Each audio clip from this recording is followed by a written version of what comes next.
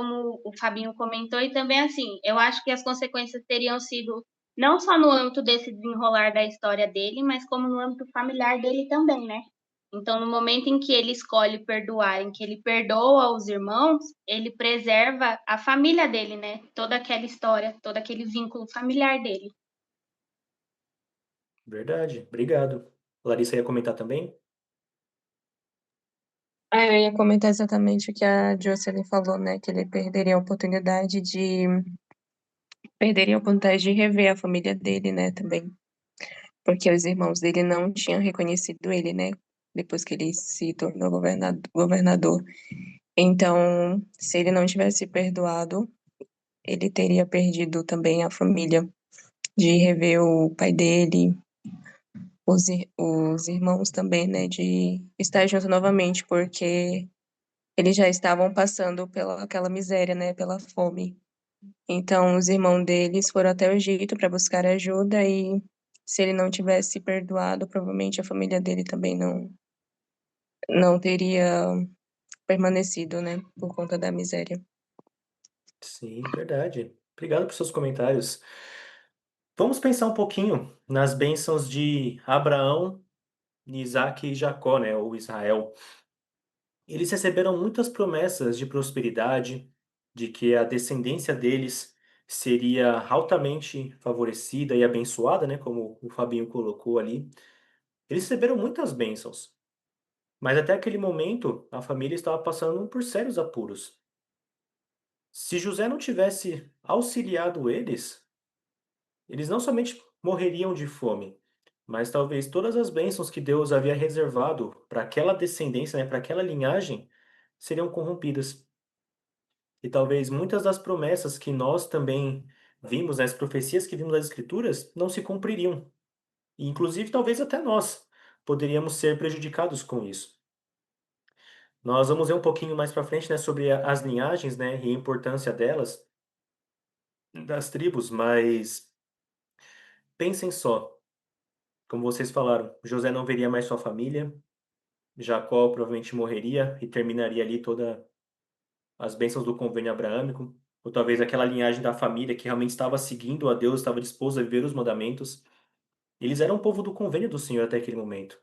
Eles viviam ali os mandamentos elevados, no caso deles a circuncisão, para se lembrarem de que realmente eram fiéis a Deus. Então, não somente a vida deles estava em jogo, mas talvez ali todo o plano que Deus havia traçado, desde ali de Noé, para suscitar uma posteridade justa, né?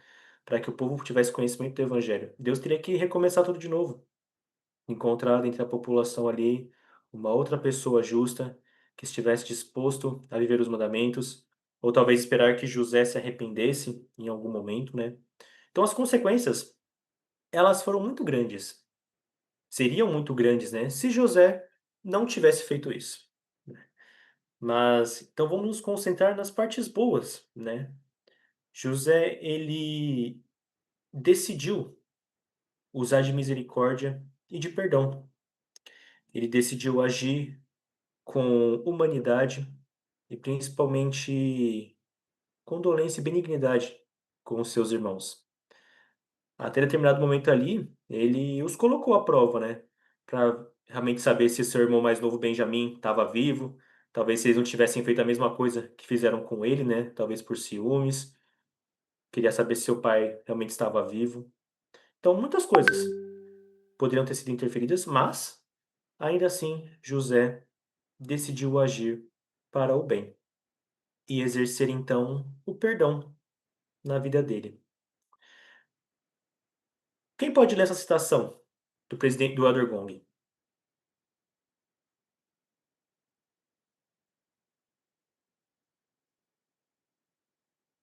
Não dá para te ouvir, Eu Kevin. posso. O Kevin vai ler? Não, não, tá com problema no fone, acho que ele vai resolver. Pode ler, Josi. Ah, tá. Às vezes, nossa disposição para perdoar outras pessoas permite que tanto elas quanto nós acreditemos que podemos nos arrepender e ser perdoados. Nosso Salvador é o nosso mediador perante Deus, mas ele também nos ajuda a conhecer mais sobre nós mesmos e a nos aproximar de outras pessoas quando nos achegamos a ele, especialmente quando temos mágoas e sofrimentos profundos. É difícil reparar nossos relacionamentos e curar nosso coração. Talvez seja até impossível fazermos isso sozinhos, mas podemos receber força e sabedoria celestiais, além da nossa própria força e sabedoria, para saber quando nos apegar a certas coisas e quando devemos deixá-las de lado. Obrigado. Ai, Vamos falar um pouquinho sobre o perdão aqui, né? Não tem como vermos essa história e deixar passar um princípio tão importante assim, né? Que importância o perdão tem nas suas vidas? Queria ver um pouquinho de vocês. Por que que o perdão é tão importante para vocês? Podemos falar do perdão no sentido de perdoar outras pessoas, ou talvez vocês serem perdoados por alguma coisa. Que importância vocês dão para o perdão?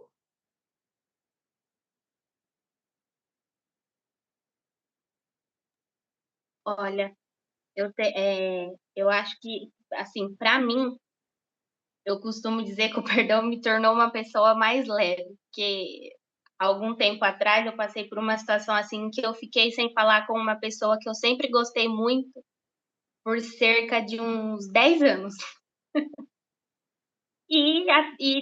Durante esse tempo, ela nunca falou comigo, a gente eu não entendia se eu tinha feito alguma coisa, até então eu tinha comigo que eu nunca havia feito nada para ela, e disso eu tinha certeza, eu sempre fiz tudo que eu pude, que estava ao meu alcance para ajudar ela de todas as formas. Mas não sei se em determinado momento teve algo que a magoou, e ambas saíram magoadas por alguma coisa, mas eu falo que foi até engraçado que em uma aula que a gente falava sobre o perdão, eu senti que eu deveria falar com ela, mesmo entendendo e tendo comigo que naquele momento eu sabia que eu não tinha feito nada que pudesse ter a magoado, mas eu entendi que eu precisava ir atrás disso, não só por ela, mas por mim também. Então eu falo que quando eu conversei com ela, que nós nos entendemos e que ambas nos perdoamos, para mim, eu falo que eu carregava não sei quantos quilos nas costas, mas para mim foi um alívio. Poxa, obrigado, Dilson. Que experiência incrível. Alguém mais? Que importância o perdão tem na sua vida? Como que ele te ajudou a ser uma pessoa melhor?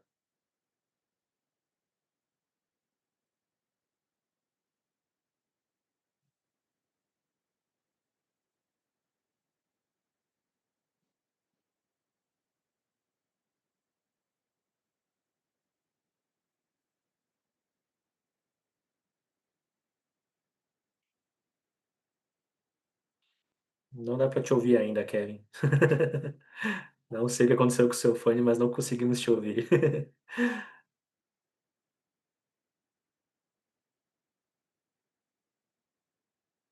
E agora? Agora sim. Ah, que maravilha. Tá bom de ouvir ou tá bizarro? Não, Pode ser está dando para ouvir sincero. Eu tô tranquilamente. usando um bagulhinho da Shopee aqui, ó. Mó Então é lixo. bom, me passa depois o link para eu comprar. Bom, perdão é uma coisa muito legal. Porque, assim, para uma pessoa normal, cada dia que ela vive é um dia, sabe? Ela vive aquele dia, é isso. Não tem, assim, uma motivação grandiosa para a pessoa ser uma pessoa boa, sabe? Ou mudar as atitudes dela. A gente sabe que tem um Deus que nos criou e né, botou a gente nessa vida com um propósito. E ainda assim, a gente poderia viver como qualquer outra pessoa, um dia de cada vez, com aquele feeling de, pô, eu sou um pecador, como é que eu vou voltar para a presença de Deus? Para que eu vou me esforçar? Então, para mim, eu saber não só que o Senhor, ele pode me perdoar pelas minhas falhas e que ele me incentiva a mudar, mas que ele de fato me perdoa por essas falhas, não só, só para tentar explicar melhor, não só que ele pode perdoar, mas que ele de fato perdoa, sabe? As minhas falhas me é uma motivação diária para querer mudar, pra sentir ainda desejo de mudar, sabe? Não só largar tudo de mão e viver os dias assim, sem se importar, sabe? Uhum, perfeitamente. Obrigado, meu amigo. Obrigado por vocês levantarem esses dois pontos. Foi de grande motivação e incentivo. Quando a gente pensa, né, sobre Deus, fala um pouquinho dessa parte do Kevin, né, depois fala sobre o perdão de outras pessoas. Vamos lembrar de José, né? Talvez não usar de perdão, mas então vamos colocar talvez a palavra justiça, né? José ele foi muito injustiçado, né? Como a gente está falando, a ação dele de perdoar seus irmãos, né? José ele foi muito injustiçado em alguns momentos, mas ainda assim ele sempre agiu de boa fé e de boa vontade. Mesmo estando como um escravo ali, um servo de Potifar, ele fez tudo o que podia. E acredito que com excelência, né? Porque tudo que ele fazia prosperava. Então ele não só se arrastava ou fazia as coisas, mas ele agia com o bem. Talvez ali mesmo em meio às dificuldades ele tenha reconhecido o amor do Senhor. E talvez não pensando em si no perdão, mas na justiça de Deus ou na bondade, ou realmente pensando o quanto Deus ele é maravilhoso, como o Kevin falou, ele falou, bom, eu posso agir com o bem assim como Deus também está agindo. Talvez já podia estar morto, está em situações muito piores, mas ele sempre dava graças a Deus a tudo o que acontecia na vida dele. Mesmo estando na prisão, ele ainda fazia o bem. O copeiro não lembrou dele, mas ainda assim, as escrituras falam que José é simplesmente tudo bem, né? Talvez em algum momento ele lembre de mim. Então, talvez ao agir, ao ver os irmãos dele, ele pensou: bom, Deus me favoreceu tanto, meus irmãos estão vivos. Ele viu ali depois de fazer alguns testes com os irmãos, né, que o coração deles havia mudado um pouco. Ele ouvia eles conversando e falou: ó, isso tudo acontecendo com a gente porque a gente vendeu nosso irmão naquela época lá para o Egito, sem eles saberem que era José, ou sem entenderem, né, ou imaginarem que eles podiam entender ele. Então, imaginem só, José vindo aquilo ali. Por duas vezes, fala na história que ele teve que sair para chorar. Então ele se compadeceu. Ele realmente, bom, ainda é minha família, ainda é meu sangue. Eu quero ver meu pai, quero poder ver meus irmãos. Meu irmão mais novo, né? Principalmente Benjamin, com quem acho que ele estava mais interessado. Então o perdão, como a Jocelyn comentou, ele nos liberta. Ele nos traz um alívio em nossas vidas. Em Doutrina e Convênios 62, se eu não me engano, o Senhor nos ensina, né, que Ele, como um Deus justo, Ele que tem a justiça em sua mão, Ele pode decidir quem Ele vai perdoar ou não. Ele conhece o coração das pessoas, mas Ele fala que de nós é requerido que perdoemos a todos os homens, porque se nós não fizermos isso, é em nós que vai permanecer o pecado maior. E a Escritura ela encerra falando, né, que quisera nós que pudéssemos realmente pensar ao talvez perdoar uma pessoa ou agir com bondade com ela, né, pensar: "Ó, que julgue Deus entre mim e ti". Então, muitas vezes o perdão, como a Jocelyn falou, é como um fardo em nossas vidas. Aquele rancor, aquela mágoa, né, de não perdoarmos alguém por alguma coisa, isso vai nos sobrecarregando, vai nos enchendo os nossos ombros ali ficando pesarosos. E como fala a citação do Elder Gong também, né, de acordo com nossa vida, né, nós realmente podemos perceber em algum momento quando é o momento de nos apegar a certas coisas e quando devemos deixar de lado, realmente deixar as coisas seguirem adiante. Na nossa vida nós teremos dificuldades, pessoas talvez nos tratarão mal em algum momento, agirão de maneira desonesta e realmente sim, não quer dizer que não devemos nos chatear, que devemos ser simplesmente como uma parede, sem sentimento, sem emoções, não sentir, não esboçar nada, né. Não é isso que o Senhor nos fala, mas Ele fala para deixar com Ele a justiça. Se aquela pessoa agiu de má fé, não é porque é assim que nós também devemos agir. A maior dádiva que nós temos hoje é o perdão em nossas vidas. Deus ele nos perdoou de muitas coisas, graças ao sacrifício expiatório de Jesus Cristo. E nós vamos falar um pouquinho mais para frente na aula de hoje sobre a expiação. Mas por agora, gostaria de relembrá-los sobre uma coisa interessante das Escrituras. Primeiramente, gostaria de convidá-los, né? Se há alguém em sua vida que vocês devam ou precisam perdoar, ponderem, orem ao Senhor, que com certeza Ele irá ajudá-los a poderem agir com misericórdia. Não quer dizer que talvez vocês devam viver com aquela pessoa que lhes fez mal, né? Há muitos tipos de perdão, mas se libertem desse peso. Sobre o assunto, pode falar, Kelly. Teve uma aula bem recente, por sinal, que o Felipe falou sobre justamente esse ponto, sobre perdão, né?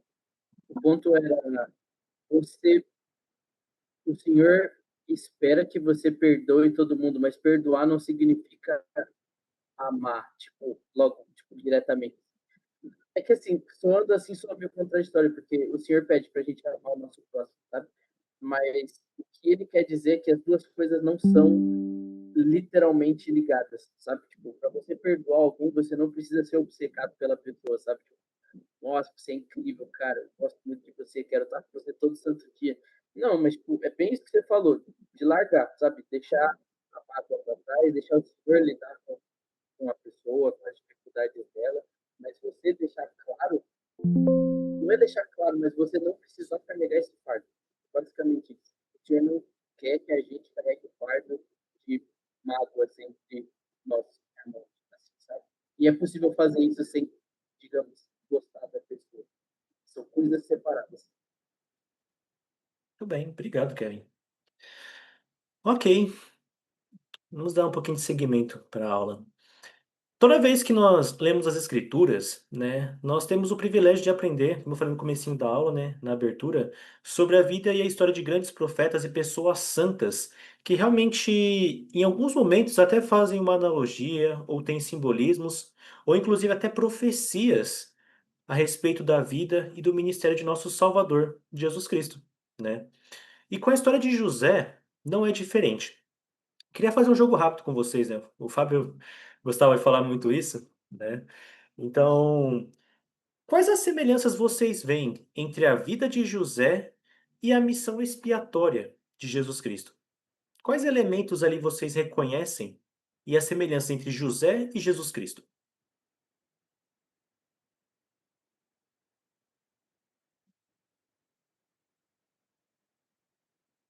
Se quiserem usar o chat só para escrever as palavras também, fique à vontade.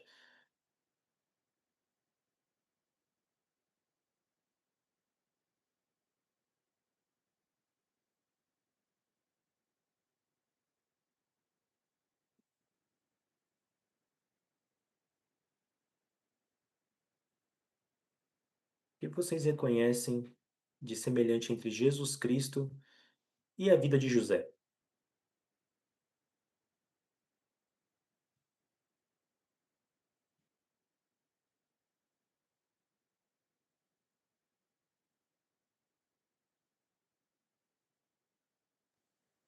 Uma das coisas que eu pensei foi que José, ele foi vendido, né, pelos irmãos dele pra...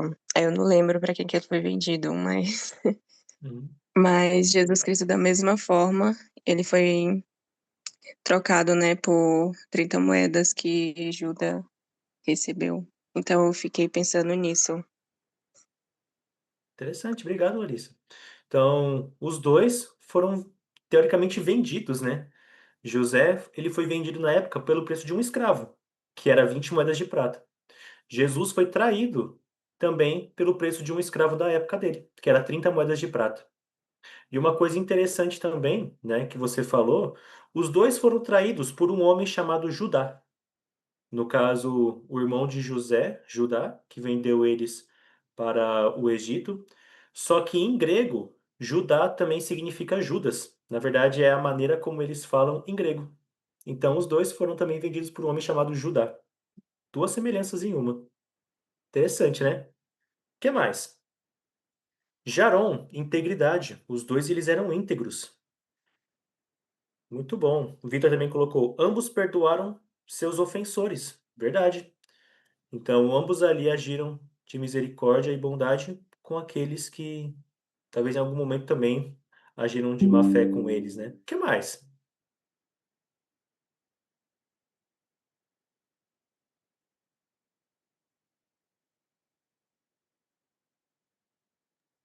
O sofrimento de ambos, né? Que assim como o Senhor sofreu injustamente, ele sofreu tudo que ele poderia sofrer para poder nos salvar, né? Para salvar a humanidade. José também sofreu quando ele foi vendido pelos seus irmãos e tudo.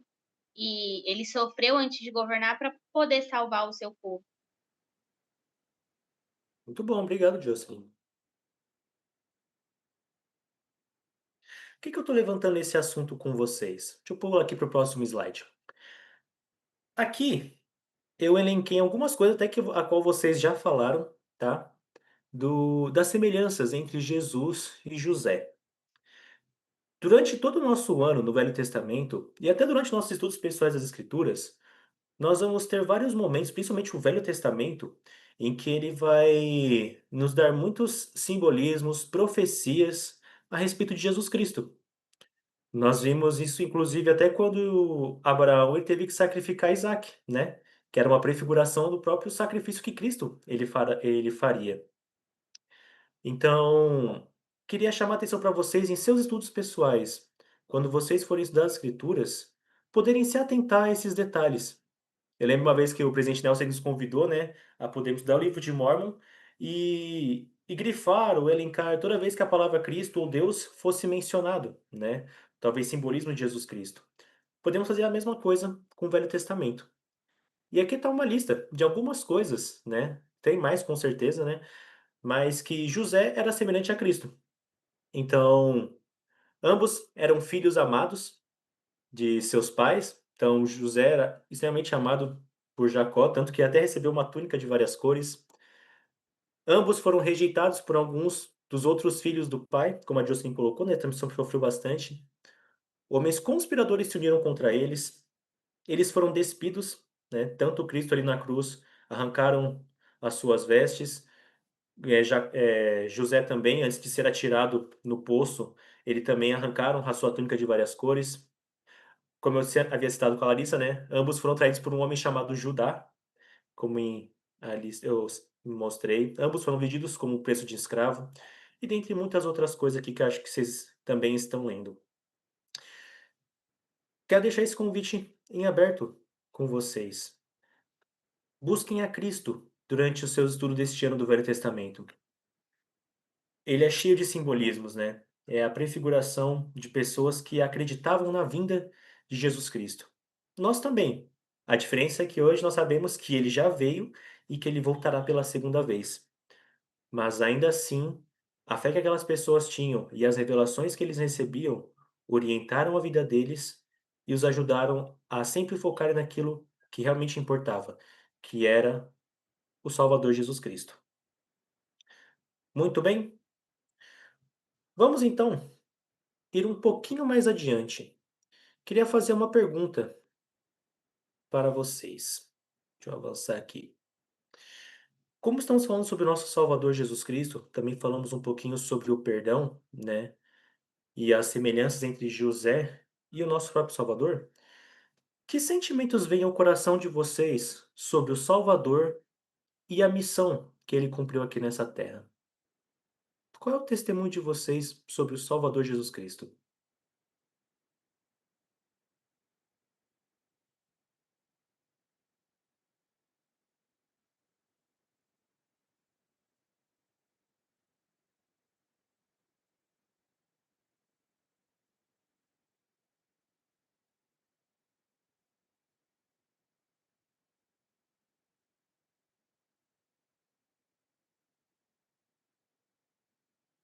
Quão grato vocês são pelo sacrifício que o Salvador realizou por cada um de vocês?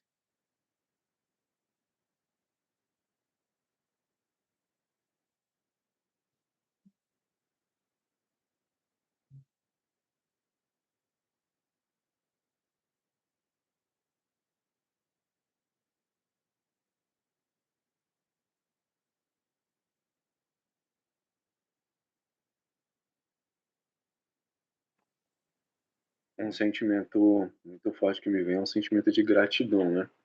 Essa semana eu não me recordo quem, mas estava falando com relação ao perdão também, né? Como ele nos perdoou, como ele nos deu exemplo em tudo. E preparou, pensou de forma tão ampla, gloriosa e de formas que a gente vai descobrindo aos poucos, né? Qual o tamanho do plano de salvação. Mas realmente gratidão. Obrigado, Vilásio. Larissa colocou no chat. Para mim, foi um presente que ele me proporcionou ao expiar pelos meus pecados. Obrigado, Larissa.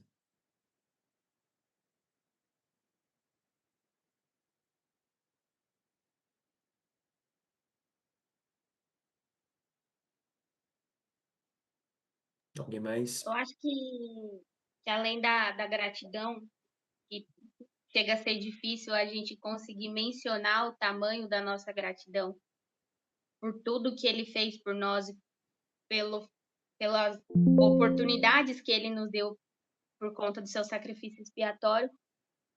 Eu acho que tem um amor muito grande também, né? Por saber que tem uma pessoa nesse mundo que nos amou tanto, tanto, que deu sua vida por nós, para que nós pudéssemos ter direitos a segunda chances, como falam acho que em um vídeo, acho que do presidente Nelson, né, que fala que graças ao sacrifício expiatório nós temos direitos a segunda chances de sermos pessoas melhores.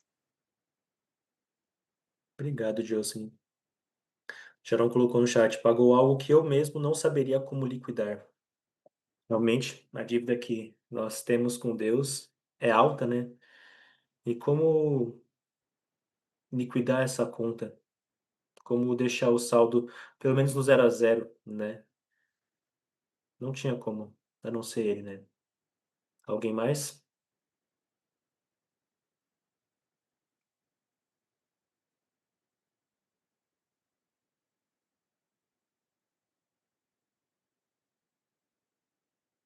Eu sempre me emociono muito quando eu leio o Cristo vivo, né? Naquela declaração que os profetas e apóstolos fizeram, né? Na virada do milênio, 2000.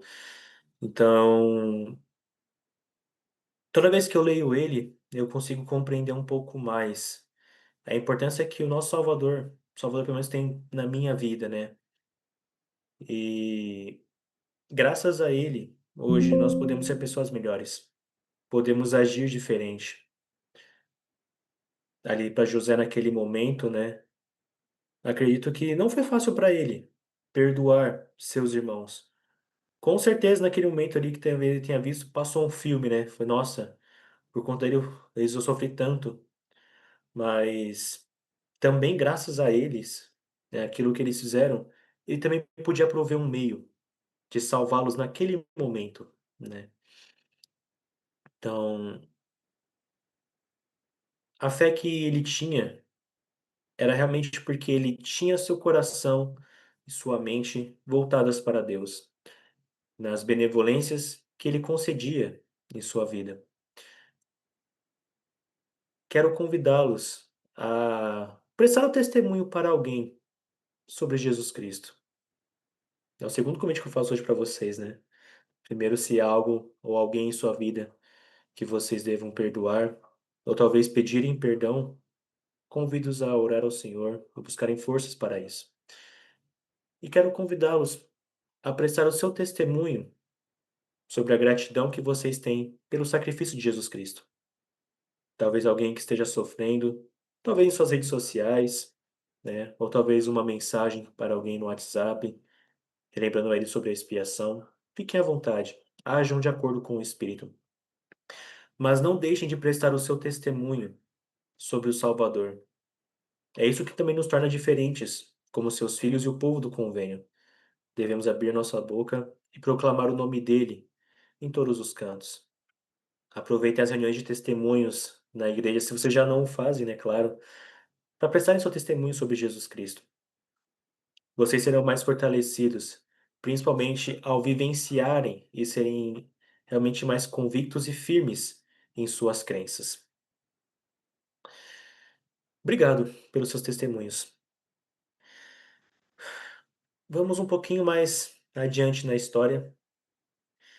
Então, depois de todas as coisas os eventos que sucederam ali, né?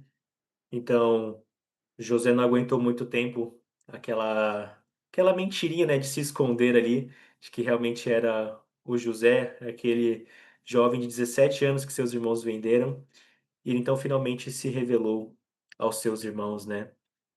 E agiu de misericórdia com eles. Ele então, né, acolheu toda a família, toda a sua família. Nas escrituras falam que a família de Jacó naquele momento eram cerca de 70 pessoas, né? Então, muitos de seus irmãos haviam se casado também, alguns haviam tido filhos. Então, tem que também incluir servos e servas. E era então ao todo 70 almas. José, ele falou com o faraó, intermediou ali, né, a conversa entre eles. E então o faraó concedeu a eles a terra de Gósen, aonde então toda a sua família poderia ficar e assim receberem os suprimentos pelos próximos 5 anos também, né, que viriam ainda daquela daquela miséria, né, que estava assolando a terra. José então continuou seus trabalhos como governador, mas aí então, em determinado momento, né, Jacó, já avançado em idade, ele então decidiu oferecer uma bênção patriarcal para cada um de seus filhos. E hoje agora a gente vai falar um pouquinho sobre as tribos de Israel. A gente vai entender um pouquinho mais sobre como essas coisas aconteceram. Então, José, ele teve 2 filhos, né, com Azenate, que era a sua esposa. Esses filhos, né, Efraim e Manassés. Manassés, ele era o mais velho. E aí então, ao Jacó, ele dar a bênção a seus filhos, eh, lembra que em algumas aulas atrás nós falamos sobre primogenitura, né? Então, o que é primogenitura? Geralmente era o irmão mais velho, o primeiro da família, o primogênito. Ele recebia uma bênção de primogenitura, que era então, quando o pai falecia, era esperado que o filho mais velho ele assumisse a função como chefe da família e provesse então tanto parte material como espiritual o sustento de sua família, protegessem eles. E ele recebia uma porção dupla de bênçãos, justamente para poder cumprir com essas tarefas. O primogênito de Jacó era Rubens, né? O marido de sua esposa Lia, o filho de sua esposa Lia, sua primeira esposa. Porém, Rubens, ele havia pecado contra Jacó, né? Ele havia dormido com uma de suas mulheres, né? Que era a serva de Raquel. E por conta disso, e também por algumas outras coisas, ele perdeu seu direito de primogenitura, que passou então para José, que era o primeiro filho da sua segunda esposa, que era Raquel. José, ele recebendo essa bênção de primogenitura, então, obviamente, ele tinha uma porção dupla, né? E Jacó, então, abençoou os 2 filhos de José. Só que, ao fazer isso, ele fez algo curioso. Assim como ele próprio, né, havia recebido a bênção de seu irmão Esaú, ele inverteu as mãos. Ele já estava avançado em idade, já estava também um pouco cego, mas propositalmente ele inverteu as mãos e ele colocou a sua mão direita sobre a cabeça do filho mais novo, que é Efraim. José percebeu aquilo nele até falou: Não, como assim? Você vai dar a primogenitura pro mais novo, né? Tem que ser para Manassés, que é o mais velho. Tentou intervir ali, mas Jacó, as escrituras, né, mostram que aquela era a vontade do Senhor, que Manassés seria altamente favorecido, só que Efraim, ele seria maior. E então, ele abençoou Efraim com a bênção de primogenitura. O que que isso interfere, né, na história, principalmente em nossas vidas hoje? Eh, como parte das responsabilidades de primogenitura de Efraim, uma delas é que seus descendentes receberiam a responsabilidade de liderança juntamente com a tribo de Judá. Então, nos últimos dias, ou seja, nos dias em que nós vivemos hoje, né, a responsabilidade da tribo de Efraim e de seus descendentes era portar o sacerdócio e levar ao mundo a mensagem do evangelho restaurado e levantar um estandarte para todas as nações a fim de reunir a Israel dispersa. Quem aqui, né, que já tirou sua bênção patriarcal e era a tribo de Efraim? Podem colocar no chat ou somente levantar a mãozinha. Fiquem à vontade. E se você tem alguma tribo diferente também, né, que você já sabe, coloca no chat também. É interessante podermos ver, né, como que a coligação de Israel está acontecendo hoje. Acho que a maioria, né? Todo mundo levantando a mãozinha aqui, todo mundo é da mesma tribo. Podemos já montar uma aldeia aqui. O Brian, minha mãe é de Judá. A Lívia, ela não tá aqui na aula também, né? Só que ela é de Judá também. Então, interessante, muito bom. Se tiver alguém diferente, pode colocar aqui no chat também. Mas olha só, interessante, né?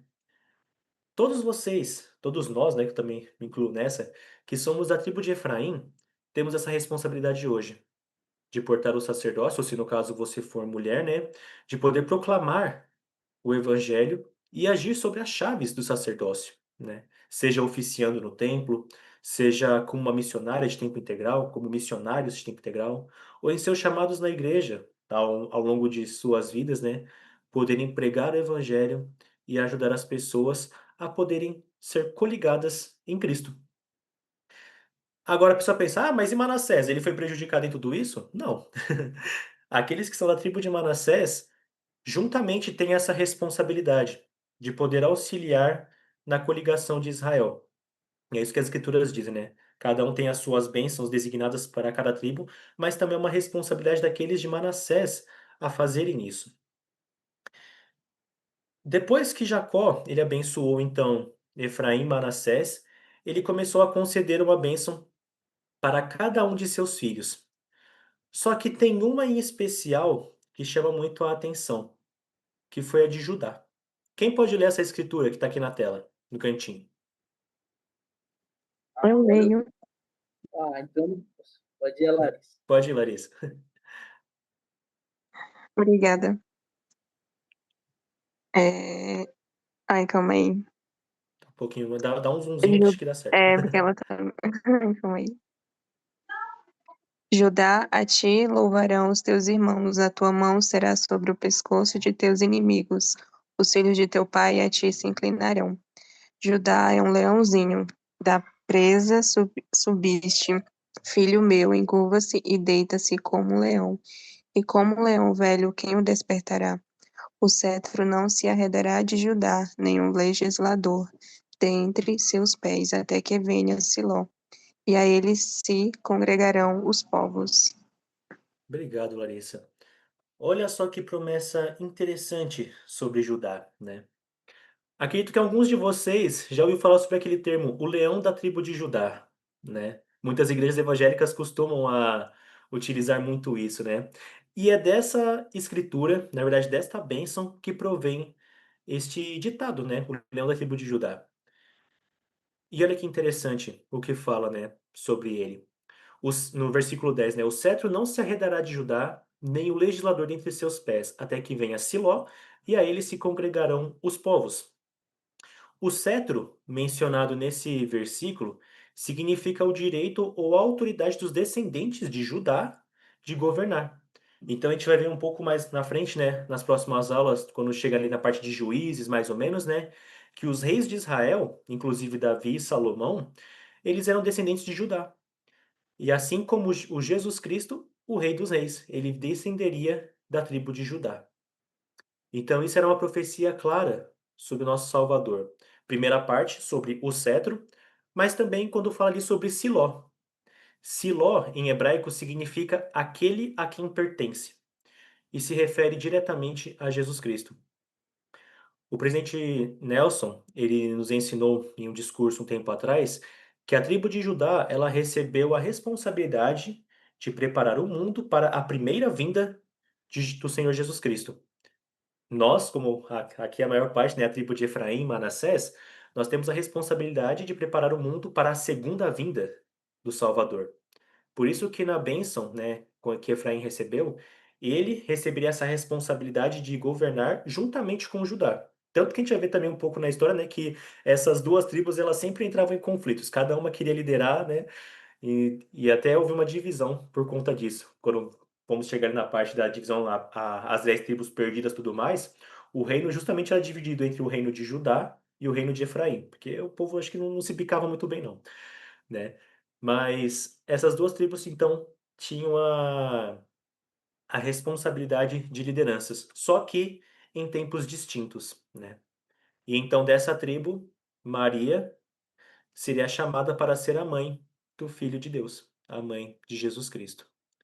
Então, toda vez que vocês se lembrarem ou verem, né, essa frase, o leão da tribo de Judá, lembrem-se o porquê disso. O leão, né, como a gente fala, o rei das selvas, né, mas principalmente pelo simbolismo. Cristo, ele é o rei dos reis. Ele é o senhor dos senhores. Muito bem. Juntamente com isso, né, as outras tribos, os outros filhos de Israel, eles também receberam cada um as suas devidas bênçãos, né? E hoje, cada um de nós, como até já falei um pouquinho, quando nós tiramos nossa bênção patriarcal, todos nós temos o privilégio de sermos designados para uma dessas tribos, né? Das 12 tribos de Israel. É, há duas tribos em específica em que, quando nós recebemos a bênção patriarcal, as pessoas não são designadas, que é justamente a tribo de Rubens e Simeão. Rubens perdeu seu direito de primogenitura, né? E Simeão também, ele foi um daqueles que conspirou para poder matar toda uma cidade, quando a irmã deles, né, foi violada e acabou, então, quebrando todo o ciclo do casamento da forma como deveria acontecer. Então, Rubens, Simeão, juntamente com Levi, eles invadiram a cidade, enquanto os homens haviam sido circuncidados, matou todos e saqueou todos os bois. Então, Simeão acabou também perdendo o seu direito de primogenitura, né? E na verdade também, né, ali algumas das bênçãos da tribo. Não quer dizer que nenhuma pessoa ela não possa ser designada para uma dessas duas tribos, que é Rubens e Simeão, mas somente os descendentes literais deles é que realmente serão isso. Então nós, aquelas pessoas que realmente estão sendo batizadas na igreja e que estão sendo realocadas, podemos dizer assim, são remanescentes da casa de Israel, elas serão designadas para uma das outras tribos, né?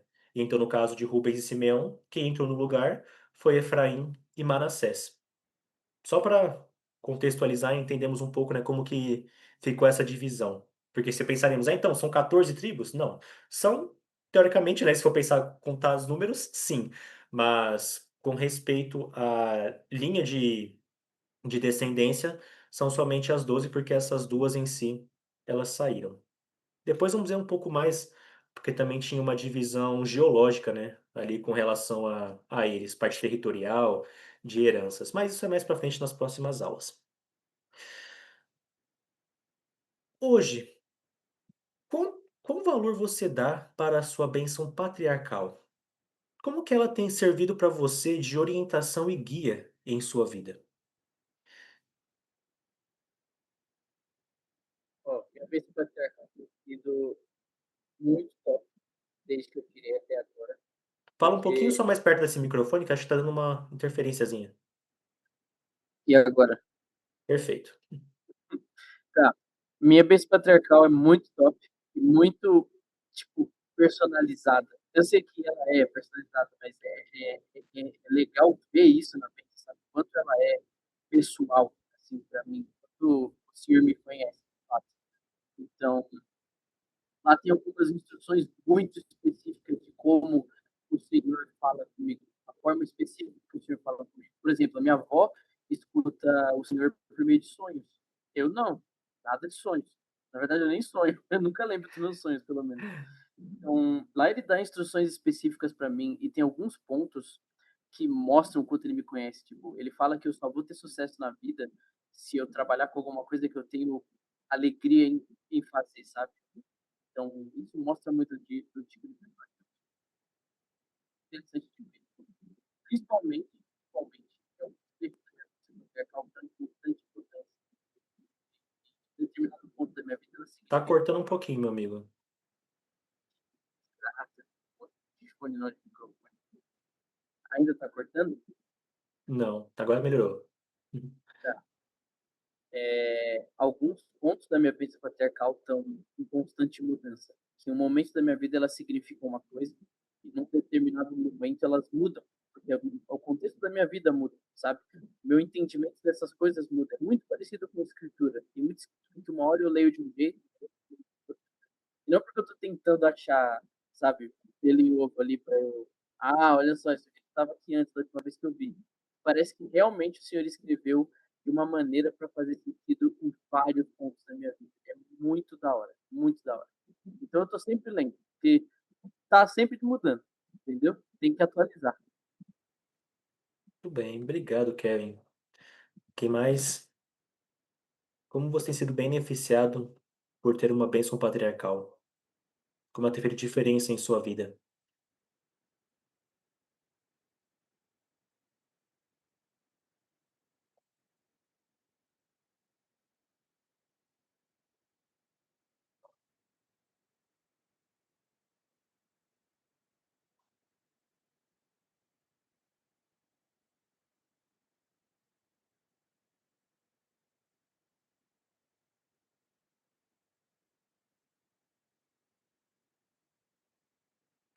Bom, eu particularmente, né, assim que eu me batizei na igreja, na verdade já tinha 1 ano e 7 meses de membro, né, tive que esperar ali pra até fazer 18 anos para ser batizado. Mas uma das coisas que eu estava muito ansioso, além do meu batismo e de poder ir para a missão, era tirar a bênção patriarcal.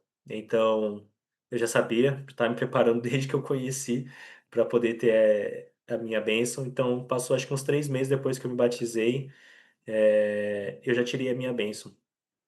E foi interessante para mim, né? Porque eu tinha algumas aflições naquele momento, que para mim, na verdade, não eram nem aflições, mas que eu já tinha decidido o meu caminho. Eu sabia que queria servir uma missão, por exemplo, né?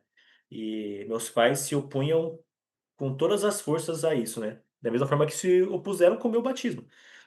Mas eu lembro que uma frase em específica que me ajudou na hora que eu estava tirando a bênção patriarcal com o patriarca a realmente entender que o Senhor sabia de cada detalhe da minha vida. Eu sabia que eu não iria perder 2 anos de minha vida pregando o evangelho. Eu tinha a certeza de que eu ganharia grandes inúmeras bênçãos, né. Só que a minha mãe falou essa frase em específico: "Ah, você vai perder 2 anos de sua vida". E pra mim, isso nunca me abalou. Eu sempre tive convicto comigo, eu falei: "Eu não importa se eles vão me expulsar de casa ou não", o que quase aconteceu, por sinal, mas eu sabia que eu iria pra missão. Tinha essa convicção e não me abalava com isso. Só que na hora que eu fui tirar minha bênção patriarcal, o patriarca falou isso: "Não penses que perderás 2 anos de tua vida pregando o evangelho. Ganharás, na verdade, o evangelho da salvação", né, e a oportunidade de poder pregar o evangelho para muitas pessoas. Por um momento, quando ele falou aquela frase, eu pensei: "Ué, mas a bênção patriarcal não é para me ajudar?", né. Eu não tenho essa dúvida comigo, eu tenho certeza. Mas isso foi uma questão fração de segundos, né. Depois quando ele continuou a bênção e assim que ele terminou, eu entendi que aquilo era uma demonstração do Senhor de que ele conhecia cada detalhe da minha vida, inclusive as coisas que eu nunca falaria e nunca falei para ninguém. A bênção patriarcal ela é especial, ela é personalizada, como o Kevin falou. Quem pode ler esta citação do elder que agora fugiu o nome aqui que eu não consigo ler. Elder Randall K. Bennett. Quem pode ler para nós?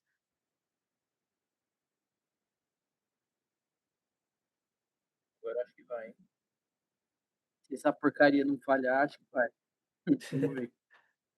Oro para que os membros que ainda não receberam a bênção patriarcal procurem, em espírito de oração, saber quando vão estar prontos.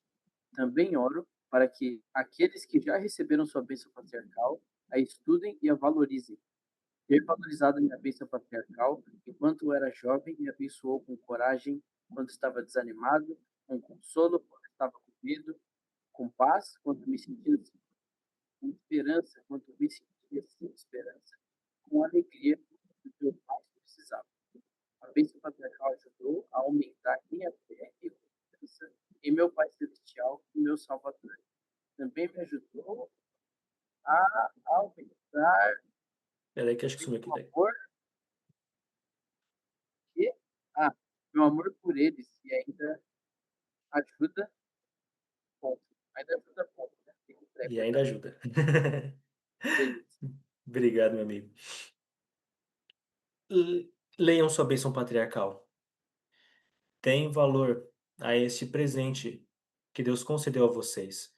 Como fala no começo da citação, se você ainda não tirou sua bênção patriarcal, não sei se alguém aqui ainda não tem, prepare-se. Ela é uma carta pessoal de Deus para você. É como se fosse a sua liarrona pessoal, o seu guia, a sua revelação pessoal. E ela vai te direcionar para cada ponto de sua vida. Às vezes, como o Kevin falou, né? Ela parece que vai se modificar. Em algum determinado momento ela tem uma aplicação para você, mas aquelas mesmas frases, em outro momento, ela também terá uma outra interpretação. E vocês aprenderão e compreenderão cada vez mais os desígnios de Deus para vocês. Eu amo as promessas que tem na bênção patriarcal. E elas, assim como ele falou, me ajudam a ter esperanças e alegria em momentos que às vezes parece que tudo está indo por água abaixo. Deus ama cada um de vocês. E eu tenho certeza que cada vez mais que vocês derem valor a essa bênção.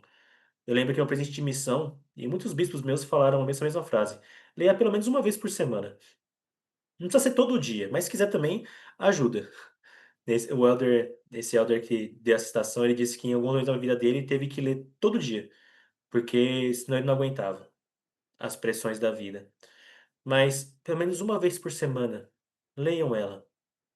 E vocês sentirão cada vez mais o amor e a proteção e o auxílio que Deus tem para cada um de vocês. Estamos chegando ao final dessa aula. Vou tomar só mais uns minutinhos de vocês, que ela também começou um pouquinho atrasada, tá? Mas só para a gente falar do nosso último assunto. Bom, no último capítulo, em Gênesis 50, né? Nos últimos 3 versículos, José, ele está se despedindo dos seus irmãos, porque ele vai falecer, né? Jacó, ele já havia enterrado Jacó, Jacó já havia falecido. E agora ele estava prestes, né? Passaram-se alguns anos ali. E ele também estava prestes a partir. E ele então deu algumas profecias para seus irmãos. Porém, como sabemos, né, muitas coisas claras e preciosas foram retiradas da Bíblia. E graças ao profeta Joseph Smith, hoje com a tradução inspirada que nós temos da Bíblia, nós conseguimos ter mais luz e conhecimento com relação a algumas coisas que o Senhor tem revelado para nós.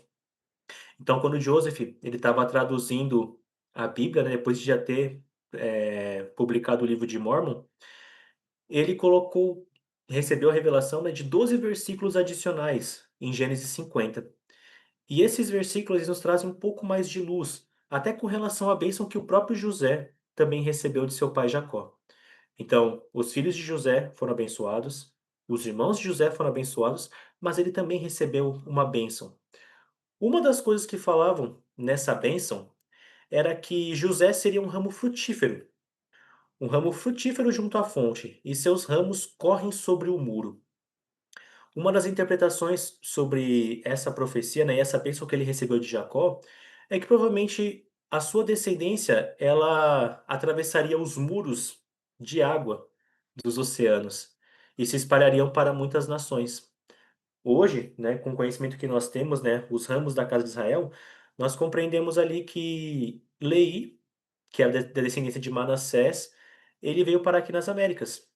Juntamente com Ismael, e a família dele era da tribo de Efraim, também vieram para as Américas. Então, os seus ramos, né, os ramos de José, se multiplicaram e se espalharam pela terra.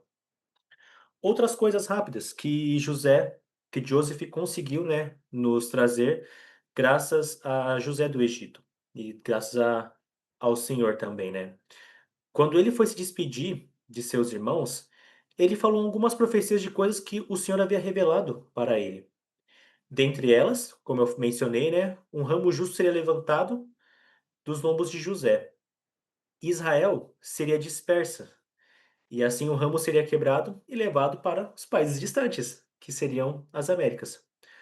Outra coisa, um vidente escolhido seria levantado para fazer uma obra entre os frutos de seus lombos, e ele seria de grande estima entre o seu povo.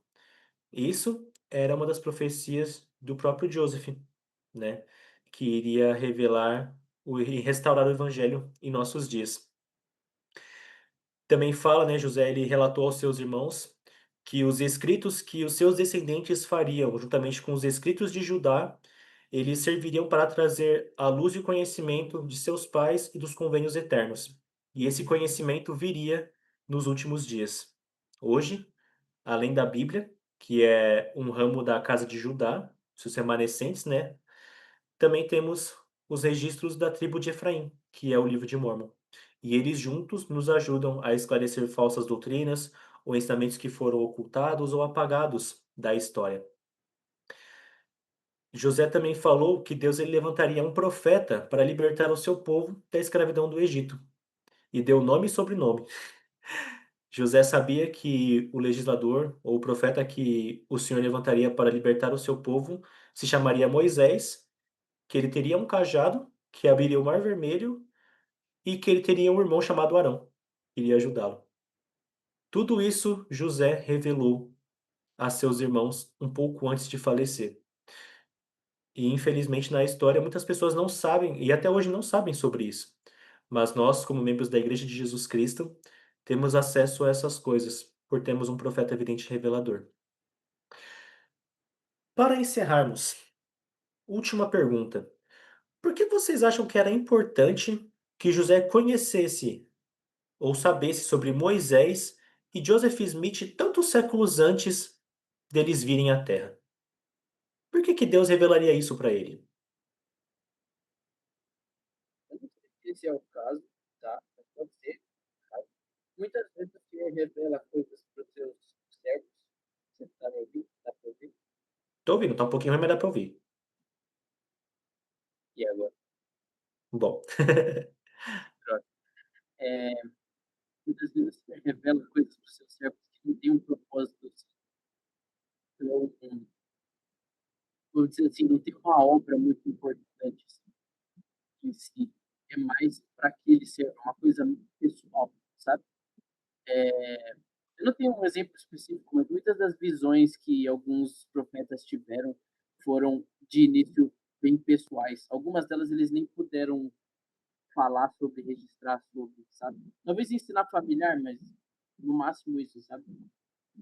Isso é, para mim, pelo menos, um testemunho de que se a gente pede alguma coisa para o Senhor e é justo, não tem motivo para esconder da gente se a gente está preparado para ouvir sobre isso, sabe? Talvez, além desse ponto também, seja o ponto de que José, mesmo depois dessa época, ele ainda ia ter mais filhos, mais pessoas, e que há mais pessoas no Evangelho. Então, saber dessas coisas, da mesma forma que Neve, Jacó, a alma pregada de Jesus Cristo, de a restauração depois da morte de Jesus Cristo, e da ressurreição, né? Ele teve esse papel naquela época também. Então, em todo momento que o Senhor teve a oportunidade de comprar, de ensinar o evangelho dele em sua plenitude, isso aconteceu. Eu acredito que José foi esse meio naquela época, pelo menos até a coisa ir pro saco, como sempre vai. obrigado, Kevin. O que mais? Por que que o Senhor revelou a José sobre Joseph Smith, sobre o futuro de sua descendência e até sobre Moisés? O que que vocês acham?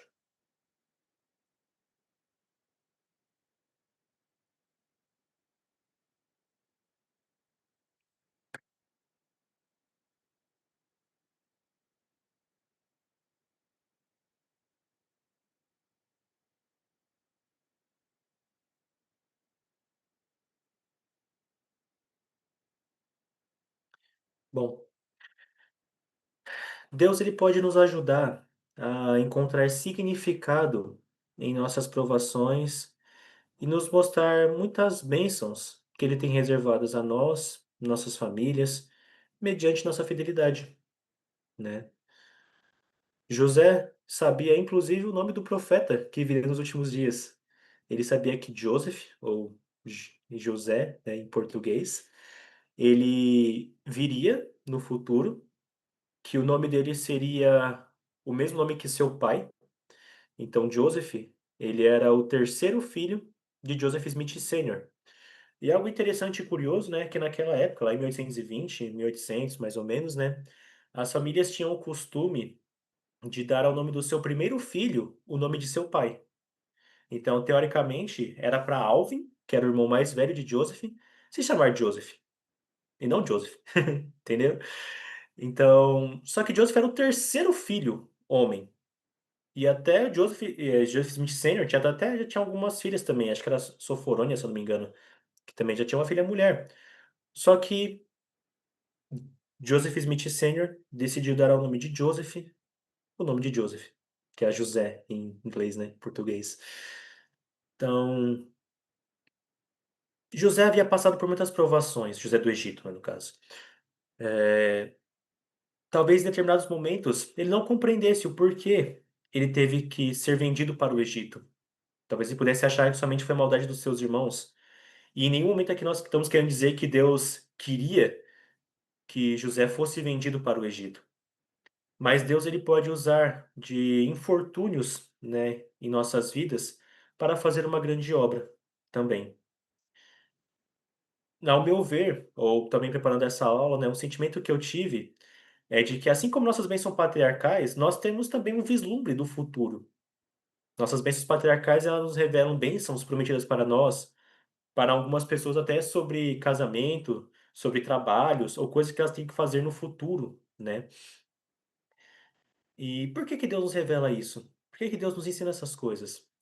Justamente para nos dar forças, ou para nos mostrar que as provações que nós estamos passando no momento, assim como Joseph nos ensinou, né? Por mais que sejam pesadas, nos servirão de experiência e serão para o nosso bem. E Deus ele pode operar o impossível para nós em coisas que às vezes não vemos sentido ou propósito. Quero encerrar prestando meu testemunho dessas verdades. Eu acho que muitos de vocês sabem, na verdade, né? Eu uso bengala devido a um acidente que tive, né? Durante um assalto.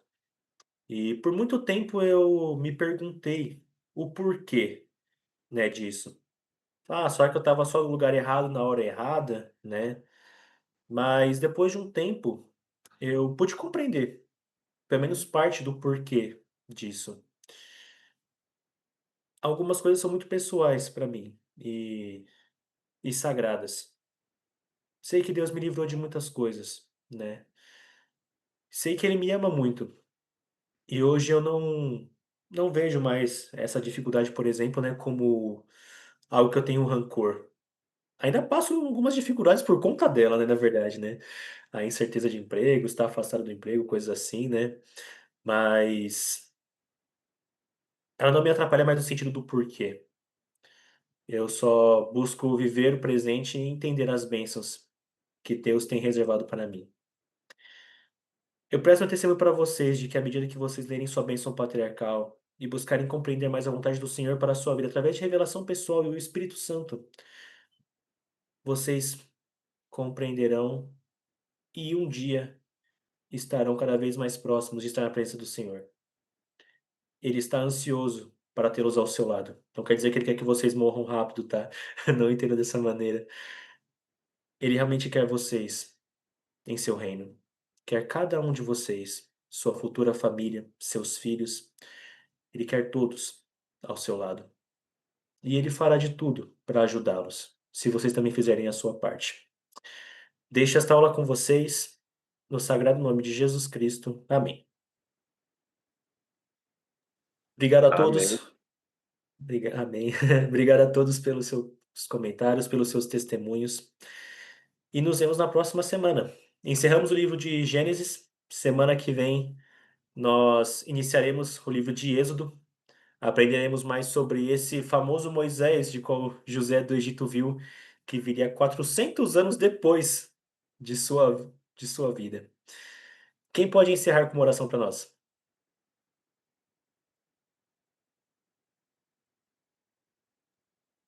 Eu posso. Querido e bondoso Pai Celestial, queremos te agradecer imensamente por mais essa oportunidade que o Senhor nos deu de demonstrar o teu amor e o teu carinho através de tuas escrituras.